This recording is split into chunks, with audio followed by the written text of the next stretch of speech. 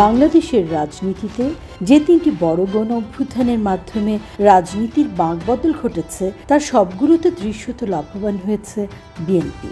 এই তিনটি ঘটনা ঘটেছে 1975 সাল, 1990 সাল এবং 2024 সালে।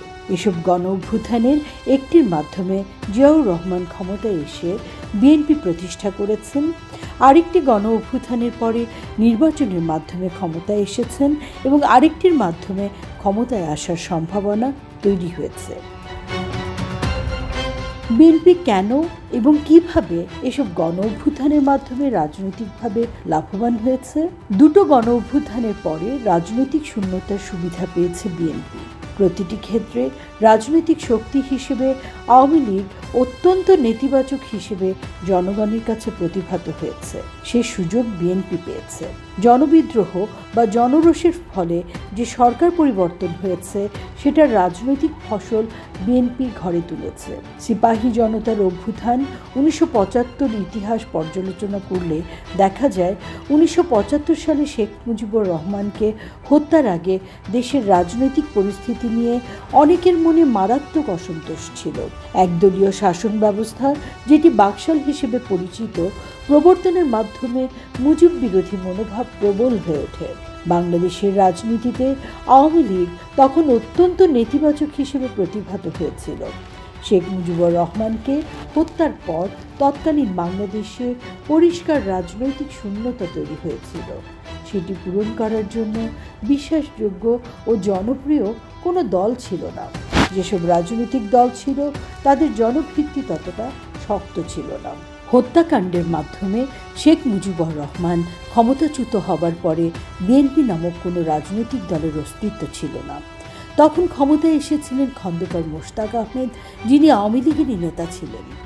তবে সামরিক কর্মকর্তা হিসেবে জিয়াউর রহমান সেনানিবাসের বাইরেও অনেকের কাছে পরিচিত ছিলেন।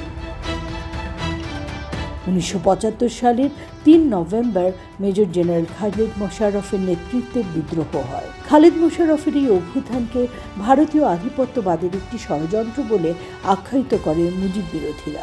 ভারতীয় চক্রান্তের গুজব ঢাকায় ছড়িয়ে পড়ার সঙ্গে সঙ্গে মানুষের মনে দুশ্চিন্তা এবং সন্দেহ দেখা দেয়। 7 নভেম্বর দেশের বিভিন্ন সেনা ছাউনি থেকে সৈন্যরা ঢাকায় এসে পৌঁছায় এবং তাদের সঙ্গে স্বতঃস্ফূর্তভাবে হাজার হাজার জনতা যোগ দেয়। এই অভ্যুত্থানের নেতৃত্ব দিয়েছিল তৎকালীন সাবেক সেনা কর্মকর্তা ও জাসদ নেতা কর্নেল আবু তাহের। প্রধানত তার পরিকল্পনায় জাসদের বিপ্লবী সৈনিক সংস্থা এই অভ্যুত্থানের নেতৃত্ব দেয়। তখন অনেকের ধারণা হয়েছিল যে আওয়ামী লীগ হয়তো ভারতের সহায়তা নিয়ে আবার ফিরে আসতে পারে। সেই আশঙ্কা কিংবা প্রেক্ষাপট থেকে 7 নভেম্বর কর্নেল আবু তাহেরের নেতৃত্বে সিপাহী জনতা বিদ্রোহ করে এবং জিয়াউর রহমানকে মুক্ত করে। ক্যান্টনমেন্টে আবু তাহেরের নিয়ন্ত্রণ বজায় থাকলেও বাইরে সিপাহী জনতার মিছিল এবং বিক্ষোভ সকাল 10টার আগেই জাসদের নিয়ন্ত্রণের বাইরে চলে যায়। সিপাহী জনতা জিয়া এবং মোশতাকের নামে স্লোগান দিয়ে ঢাকা শহরকে কাঁপিয়ে তোলে। সেদিন রাজধানীতে সিপাহী জনতার বিপ্লব ঘটে এবং ব্যাপারটা শেষ পর্যন্ত ভারতীয় আওয়ামী বিরোধী মনোভাবেরই বহিঃপ্রকাশ দেখা যায়। এরপর বন্দিদশা থেকে জিয়াউর রহমান ক্ষমতার কেন্দ্রে চলে আসেন। 7 নভেম্বরের পর থেকে রাষ্ট্র ক্ষমতা পরিচালিত হয় জিয়াউর রহমানের ইশারায়। কিন্তু জিয়াউর রহমান মুক্ত হবার পর পরিস্থিতি ভিন্ন দিকে মোড় নেয়। যে জিয়াউর রহমানকে পাশে পাবার আশায় ছিলেন কর্নেল তাহের, সে জিয়াউর রহমান মুক্ত হয়ে ভিন্ন ইঙ্গিত দিলেন।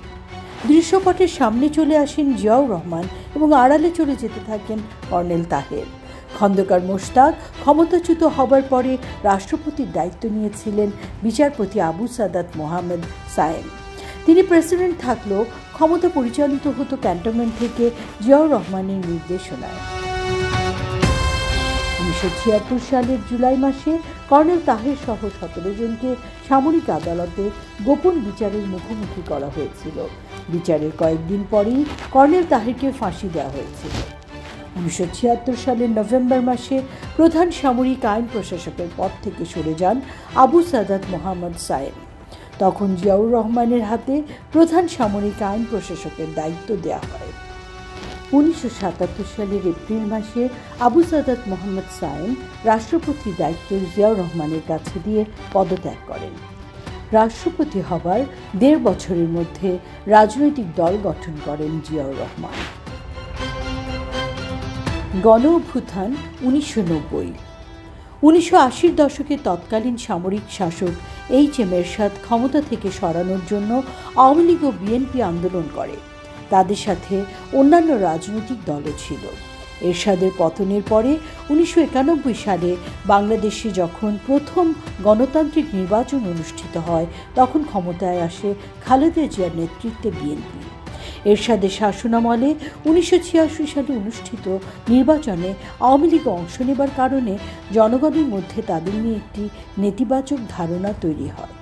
তখন এরশাদ বিরোধী বড় রাজনৈতিক দলগুলো একমত হয়েছিল যে স্বৈরাচার সরকারের আমলে কোনো নির্বাচনে তারা অংশ নেবে না।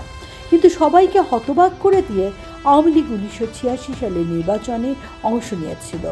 নির্বাচনে অংশ নেওয়ার ব্যাপারে এইচ.এম. এরশাদ সরকারের সঙ্গে তাদের একটি সমঝোতা হয়েছিল বলে জানা যায়। তখন এরশাদ সরকারের প্রভাবশালী মন্ত্রী ছিলেন মওদুদ আহমেদ, যিনি পরবর্তীতে বিএনপিতে যোগ দিয়েছিলেন।